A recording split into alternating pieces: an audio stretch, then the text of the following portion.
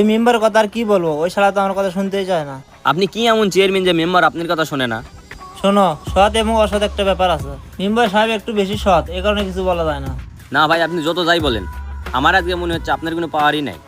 তুমি বিষয়টা বুঝতেছো না। ভাই আমি কি বুঝবো, আপনি বলেন। তুমি যাও তো, তুমি বাইরে করে শুরু করে দাও, তারপর কি হয় আমি দেখতেছি। যাও। যা কিছু হয় আপনাকে বলে সামলাতে হবে। ঠিক আছে, যাও। কিরে এতক্ষণ লাগে? ভাই আসতেছি। কি কি লাগবে? ভাবি বললো বাসায় কোনো বাজার নাই, সব কিছুই লাগবে। ভাই আসসালামু আলাইকুম। ওয়ালাইকুম আসসালাম। তোমরা আবার কোনো সমস্যা নাকি? ভাই আপনি বললেন আপনি সবকিছু দেখে নেবেন, ওর ভাই তো কিছুক্ষণ আগে ঠেট দিয়ে গেল। ওর ভাই কি বলছে? ভাই বললো আমি বাড়ি করবো, তুই আর তোর মেম্বার কিভাবে আটকাস সেটাই আমি দেখবো। এই বাজার করার পরে ওরই আগে কি হয়েছে সেটাই দেখবো। হ্যালো মিস্ত্রি সাহেব, আগামীকাল থেকে আপনি বাড়ির কাজ শুরু করে দেন। আর কে কি বলে সেটা আমি দেখবো নি। ঠিক আছে, আগামীকাল সকাল সকাল কাজ শুরু করে দিন। কিরে সমস্যা কিরে তোর? আমার তো কোনো সমস্যা নাই। তুই নাকি ঠেট করছিস যে আগামীকাল থেকে বাড়ি করবি? ভাইয়ের জায়গায় ভাই বাড়ি করবে, আপনাদের কি সমস্যা? এ তুই চুপ কর, তুই তো একটা চোকল খোর।